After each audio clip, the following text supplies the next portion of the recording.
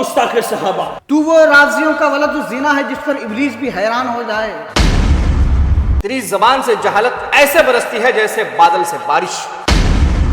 ولد الزنا اتل بعد ذالک زنیم کا مصداق یعنی حرامی۔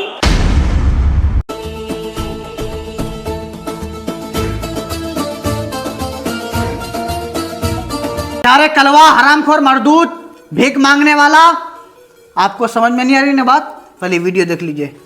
احمد رضا خان بریلوی کافر ہے، مرتد ہے، وہ اس لیے کہ اس نے اللہ کی شان میں، رسول اللہ کی شان میں بہت بڑی بڑی گستاخیاں کی ہیں، اس نے توہین کی ہے۔ وَيَهْدِيَكَ صِرَاطً مُسْتَقِيمًا کا ترجمہ اس نے لکھا ہے اور تمہیں سیدھی راہ دکھا دے۔ یہ آقا علیہ الصلوۃ والسلام کے بارے میں احمد رضا نے کہا اور تمہیں سیدھی راہ دکھا دے۔ یعنی سیدھا سادہ مطلب یہ ہے کہ یہ کہنا یہ چاہ رہا ہے اور کہا ہے اس نے کہ حضور صلی اللہ علیہ وآلہ وسلم گمراہ تھے، انہوں نے سیدھی راہ نہیں دیکھی تھی۔ تو اب یہ اللہ تعالیٰ سے دعا کر رہا ہے، اے اللہ تبارک و تعالیٰ تو محمد مصطفیٰ صلی اللہ علیہ وسلم کو سیدھی راہ دکھا دے۔ تو اب 1400 سال کے بعد احمد رضا اللہ سے کہہ رہا ہے کہ اللہ حضور کو سیدھی راہ دکھا دے۔ تو یہاں سے سیدھا سادہ مطلب ہے کہ اس کے مطابق رسول نے سیدھی راہ دیکھی نہیں تھی اور اللہ نے دکھائی نہیں تھی، اور اگر دقیق اور گہرائی سے دیکھا جائے تو یہ اللہ کی شان میں بھی گستاخی ہے اور رسول اللہ کی شان میں بھی گستاخی ہے۔ لگ رہا ہے تمہاری جو ہے سیلری بڑھا دی گئی ہے راضیوں کی طرف سے۔ ابے بھول گیا وہ تمہارا جو ہے بدنامی کا زمانہ، ذلت و رسوائی کا وہ دور بھول گیا ہے جب اختر حسین علیمی صاحب نے تمہارا بانس کیا تھا؟ شاید پھر جو ہے تمہارا برج خلیفہ کرنا پڑے گا۔ صحیح کہا۔ ابے تو وہ اعلیٰ حضرت کی شان میں اور ان کی جو ہے کتابوں سے غلطی نکالنے کی کوشش کر رہا ہے۔ تو وہ جہالت کی سیاہ بدبختی ہے جس پر ابلیس رشک کرے۔ تو وہ خالی مٹکا ہے جس کی ٹن ٹن سے جہالت کا شور بلند ہوتا ہے۔ تو وہ راضیوں کا ولد الزنا ہے جس پر ابلیس بھی حیران ہو جائے۔ نادانی اگر لباس ہوتی تو تو اس کا شہنشاہ ہوتا۔ تیری جہالت کا طوفان عقل و دانش کی کشتیاں ڈبو دینے پر قادر ہے۔ تیری زبان سے جہالت ایسے برستی ہے جیسے بادل سے بارش۔ تیری عقل کی زمین اتنی بنجر ہے کہ جہاں عقل کا کوئی بیج نہیں اگ سکتا۔ او گستاخ صحابہ، مجہول مطلق، بیدال کا بودم، چغد، حرامی، ولد الزنا، اتل بعد ذالک زنیم کا مصداق یعنی حرامی۔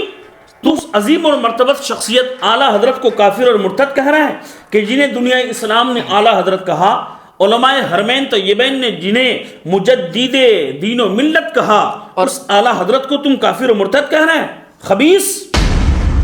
میں اس رافضی کو چیلنج کرتا ہوں کہ اگر تو نے واقعی ایک ماں کا دودھ پیا ہے اور واقعی تو اگر ایک باپ کا ہے تو آج سامنے بیٹھ کے بات کرتے ہیں۔ بانس ہو گیا ہے اس کا پہلے ہی، کیا بیٹھے گا یہ؟ اوے رافضی کی پیداوار، اس اعلیٰ حضرت کو تو کافر و مرتد کہہ رہے ہیں کہ جسے ائمہ دیوبند نے یعنی جو کھلم کھلا کافر ہے ان کافروں نے اعلیٰ حضرت کو کافر ثابت نہ کر سکا، تم اس اعلیٰ حضرت کو کافر کہنے پر تلے ہوئے ہو۔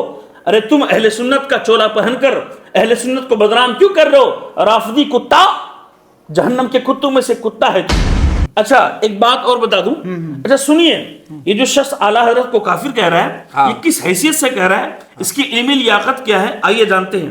اچھا جاننے کے لیے مفتی اختر صاحب کے پاس چلتے ہیں۔ مفتی اختر حسین صاحب آپ بتا دیجئے یہ رافضی کتا اس کی علمی لیاقت کیا ہے؟ آپ نے جو سند دکھائی ہے یہ عالم کی سند نہیں ہے۔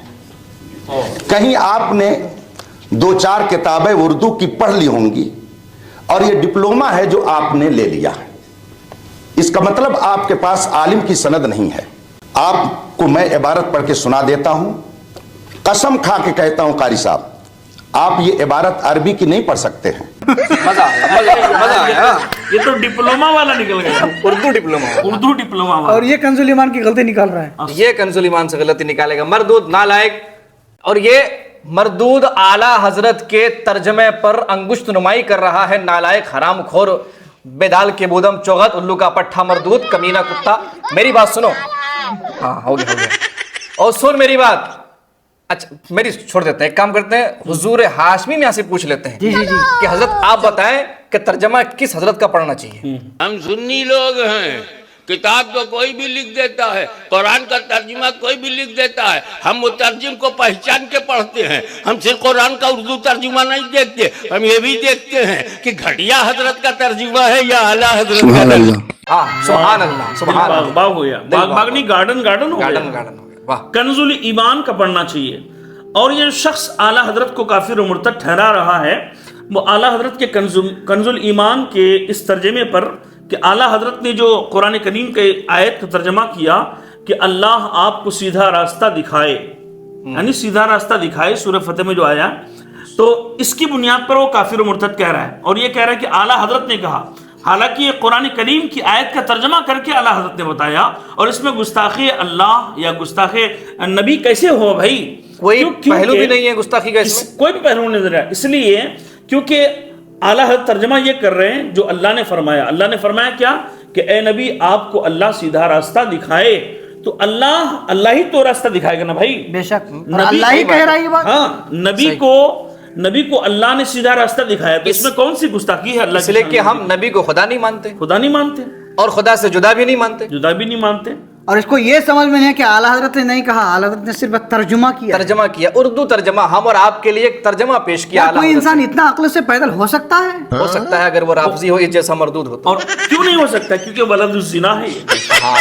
اچھا، کنز الایمان کی کیا ویلو ہے، کنز الایمان کی کیا عظمت ہے، اور دیگر قرآن کے ترجمہ سے آئیے یہ علماء کرام سے جان لیتے ہیں۔ کنز الایمان کا معنی سمجھنا چاہتا ہوں، کنز الایمان کا مطلب کیا ہے؟ کنز کہتے ہیں خزانے کو، ٹھیک ہے، ایمان کی طرف جب اضافت ہوئی تو ایمان کا خزانہ۔ واہ واہ، ایک سوال ذہن میں آئے گا کہ کوئی بھی ترجمہ کرے، جب قرآن کا ترجمہ کرے گا تو ایمان کا خزانہ کیوں نہیں ہوگا؟ ٹھیک ہے، کا جواب یہ ہے، کچھ ترجمہ کرنے والوں نے ایسا ترجمہ بھی کیا ہے کہ جس سے ایمان کی بو نہیں آتی، اللہ، ایمان کی خوشبو نہیں ملتی۔ مثال کے طور پر ایک آیت مبارکہ میں آپ سے عرض کرتا ہوں، وَقَدْ مَكَرَ الَّذِينَ مِن قَبْلِهِمْ فَلِلَّهِ الْمَكْرُ جَمِيعًا، ایک لفظ ہے، وہی لفظ کفار کے لیے استعمال ہوا، وہی لفظ اللہ تعالیٰ کے لیے استعمال ہوا۔ صحیح۔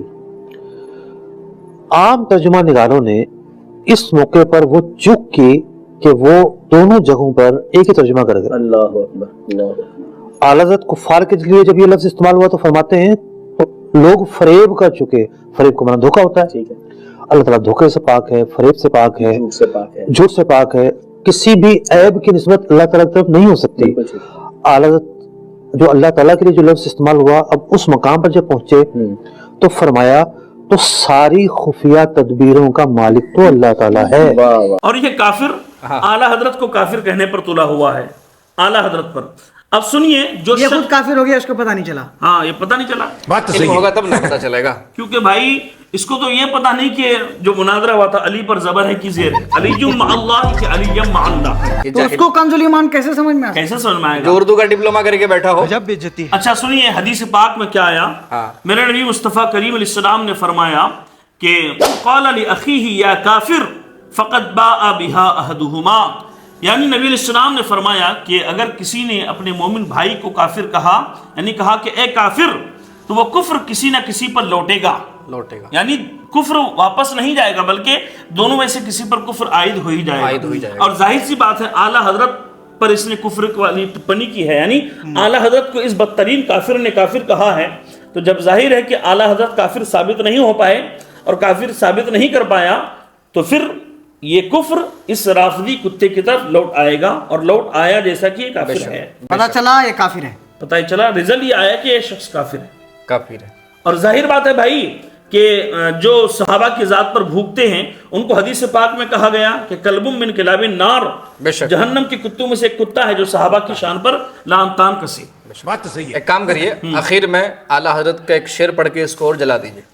اہل سنت کا ہے بیڑا پار اصحاب حضور، نجم ہے اور ناؤ ہے اطرت رسول اللہ کی۔ سبحان اللہ، سبحان اللہ۔ کل کے رضائے خنجر خوخار برقبار، آدھا سے کہہ دو خیر منائے نشر کرے، رافضی کتا سے کہہ دو کہ خیر منائے نشر کرے۔ دوستو اس ویڈیو کو اتنا شیئر کریں کہ صرف یہ ویڈیو اس کے پاس ہی نہیں بلکہ اس کے پورے خاندان، پورے ٹولی، پورے قبیلے تک پہنچنی چاہیے۔